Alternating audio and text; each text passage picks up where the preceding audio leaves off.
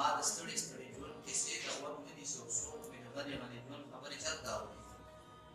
زما په شته جهان کې څوک د دلاسې نشته دی چا ته سرخېږم په زنګون چا ته ژړا وکړمه زه یو انسان یم ضمیر لرم احساس لرم د چاپېریال په هر یو درد زما احساس خوږېږي زه د ژوندون په هغو وچو ګړنګینو دښتو چېرته چې خپې ټولې ټولې شي د حالاتو غوندر ځم په خړپوسو د ژوندون انجام ته ځان رسوم د زمانې هر یو ګلزار مې په سینه خوړلی د ظلم غشو مې د زړه پر هر کې زنګ نیولی لکه زخمي مرغۍ په مات وزر پړقېږم وخت ښکاري داسې مشتري یم ویښ یم کیسه د ورځې او د دوو خو نه ده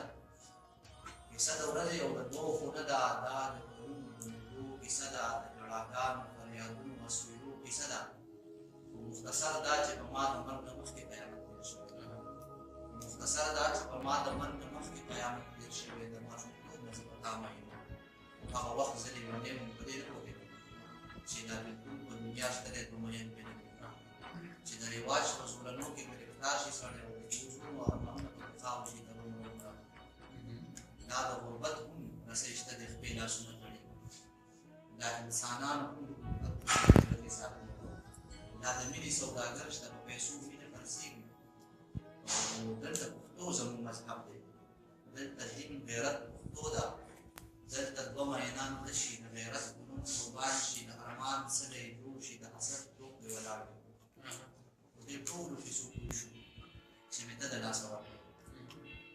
په دې ټولو کیسو پوه شو چې مې ته د لاسه ورکړې ستا ظالم پلار د مټکورو رسمونه وکړل د غیرت اودسې وکړو د پښتو په خزان سر شو د ستم نوم چې ادا کړو ستا اختیار یې بل ته ورکړو ته د بل د ژوند رڼا شوې ته د بل د کور ښکلا شوې په ژوندون رانه جدا شوې لاړې په وفا شوې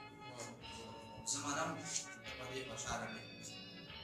زه منم چې ته په دې خوشحاله نه یې دا رواج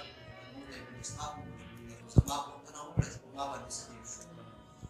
خو زما پوښتنه وکړه چې په ما باندې څه تېر شو ستا د هجر غم تباه کړم د هجران لمبو یوسو د مخ رنګ مې په بل رنګ شو زه ستړی انتظار په رنګ زخته شو د یادونو سلسلې دې راسره دي د یادونو سلسلې دې راسره دي او اداګانې دې زما نه لرې نه ځي په خیالونو کې مې ګرځي تصور کې مې ژوندی د لاس نښو ته دې جاړم ستا رومال په سترګو